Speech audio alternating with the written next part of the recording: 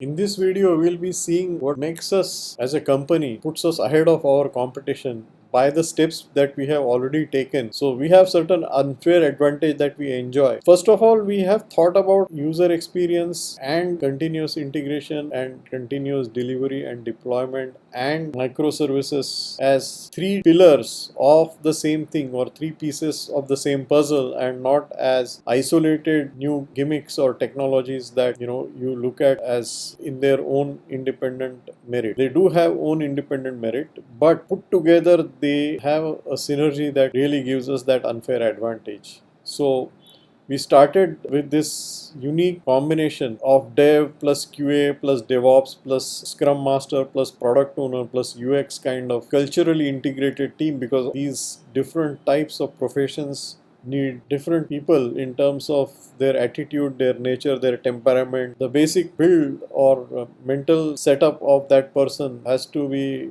aligned with his profession, and these professions are quite diverse. So getting these different types of individuals work together in a cultural amalgam is giving us that synergistic benefit. So getting that synergy is where we have put ourselves ahead of competition. Also added to that is the special contribution by artificial intelligence, machine learning, natural language processing, which, as we have already seen, makes our products smart, so that with repeated use the products become smarter and smarter, and there is an incentive for a user to repeatedly use our products. Also, hands-on project experience matters. So these are all good things to hear and talk about, but actually doing a project utilizing these skills using certain tools, which is very important. So the rest of this video is going to cover what are the different tools that we have been using, what are the different frameworks that we have been using, what are the different libraries that we have been using for developing this amalgam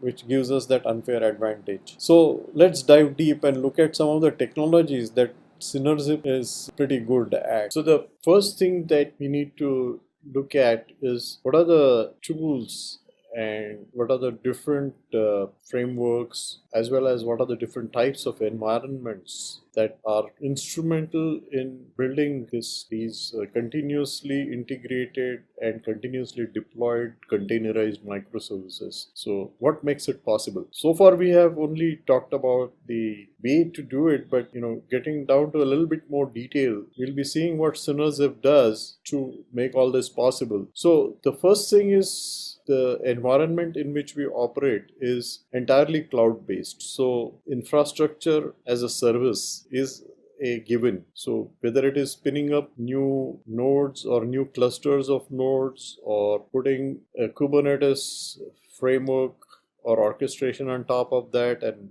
spinning up new containers and pods within that, all this is entirely managed by writing script and code. There is no physical device that we are talking about here. So these are the three main cloud providers that we are familiar with: Amazon Web Services, Microsoft Azure, and Google Cloud Platform. And what is common between all three is that all three support Kubernetes and Docker. So on all these three platforms, we have containers. So mainly Docker containers that are running on top of Kubernetes. So Kubernetes has been the biggest change that we have seen in recent times, which has made possible for us to write applications on one type of cloud provider, such as, let's say, AWS, and then migrating that application to Azure or Google Cloud. So it's been possible because once you have a environment which can accept Docker containers in the pods and then run from that, you're pretty much isolated and you pretty much don't need to know where your application is running. Of course, there are many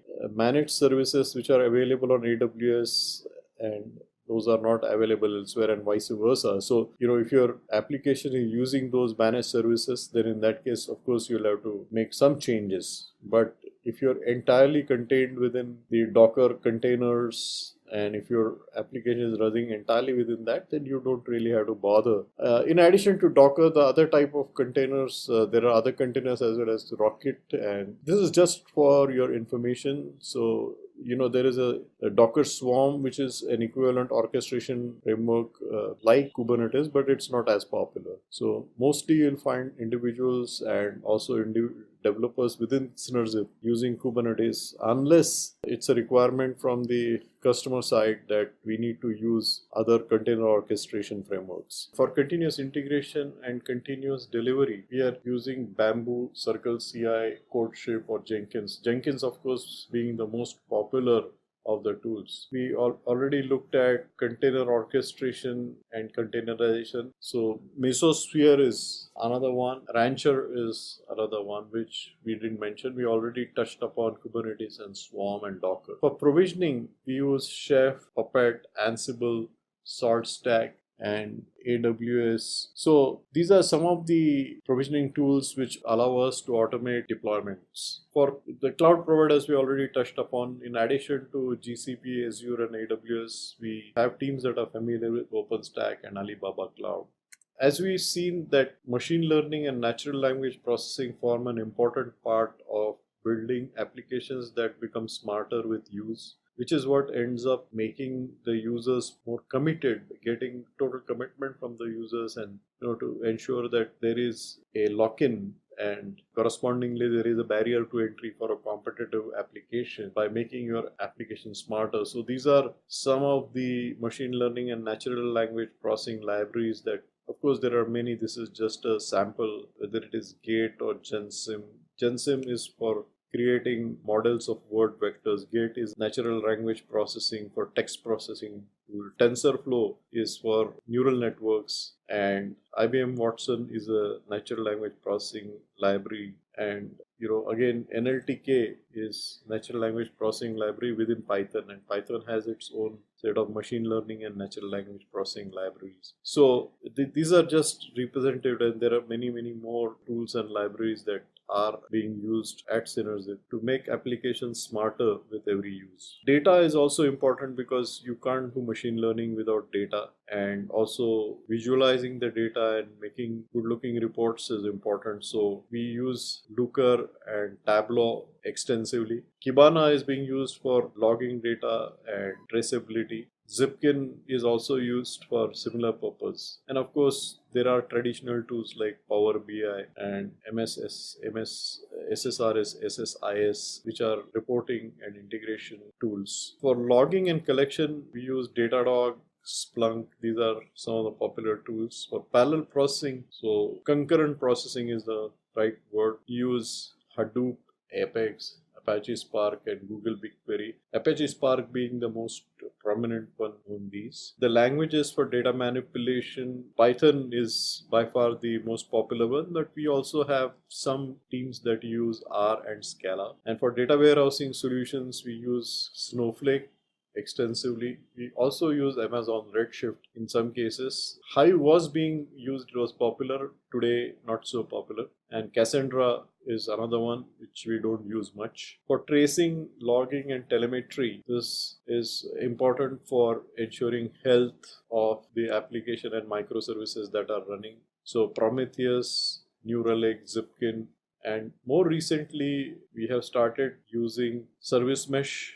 So where you have a Envoy sidecar sitting by the side of every pod in a Kubernetes deployment, and this sidecar sends sensor data. It senses log data from each of the pods, and then it sends it, and it's collected centrally and processed by Istio. A similar solution is also Linkerd is another similar solution. So you have a data layer and a control layer kind of situation in the service mesh. So that's the way things are going to move forward with, multiple technologies can be combined together. So you have some applications running containers, some applications running Lambda kind of serverless functions, and then there are some that are using different languages like Node or Python or Spring. So to bring it all together, you require service mesh such as this. Users, the way they behave is something that needs to be monitored. If you ask a user, he won't be able to tell, but observing the user from behind the scene is much more helpful. So we use Google Analytics, of course, that's the most popular one, but there are also teams that use Mixpanel, Optimizely, and Hotjar. So these are all tools for monitoring metrics that are capturing user behavior.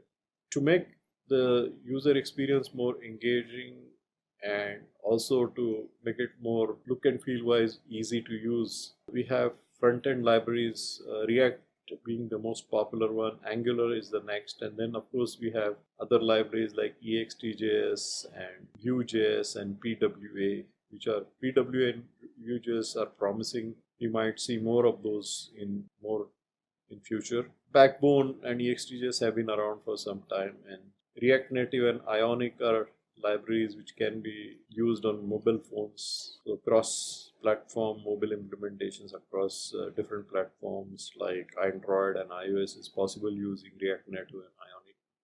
And these are some of the mobile operating systems: iOS, Android, Xamarin. So, and Cordova, of course, it is again a cross-platform implementation that our teams are familiar with. All this needs to be tested using test automation, and as we already seen, that's a prerequisite for making continuous integration and continuous delivery possible, because unless what you're building is passing all the tests, it can't be deployed, and you can't wait for the tests to be manually executed. So automation is of paramount importance.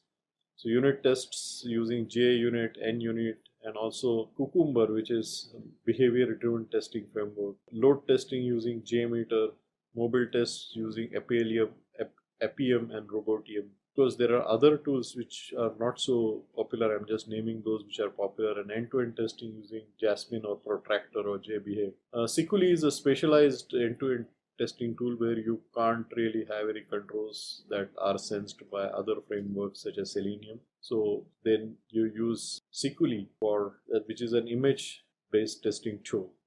And of course, it's not mentioned here, but Selenium is the most popular one that we use across all web-based applications. So you'll feel that, if you have all the tools and if you have this way of building software, that's the silver bullet, that you would end up building applications that are so good that every visitor will become a user, and every user will become a repeat user, and no user will ever unsubscribe. No, it's not just these things. It takes a team. It takes developers, QA, Scrum Masters, product owners, user experience designers, DevOps, and everybody in the team working together as a team. So having a cross-functional team that is, as you see in this picture, standing together and really working together as a team is what it takes, more than the processes and tools that I described before. What energizes the team is the feedback that comes from the end users.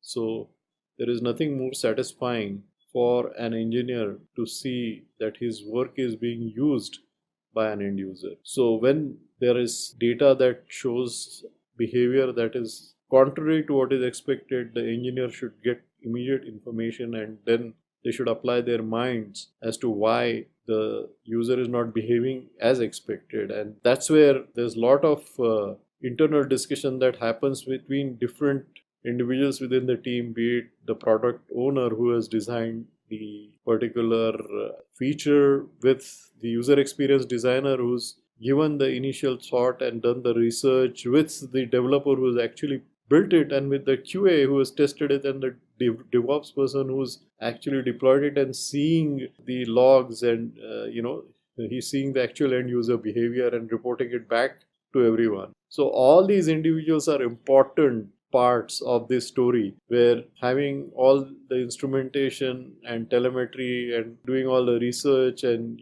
forming all the hypotheses and getting them validated, all this is theory, but in practice, unless these people talk to each other and they put their heads together, you're not going to get the desired results. So having a self-organizing cross-functional team which has all these roles that I just described is of highest importance to deliver these applications which are so engaging that every visitor will become a user, and every user will become a repeat user, and no user will ever unsubscribe. So with that, let's take some questions if there are any.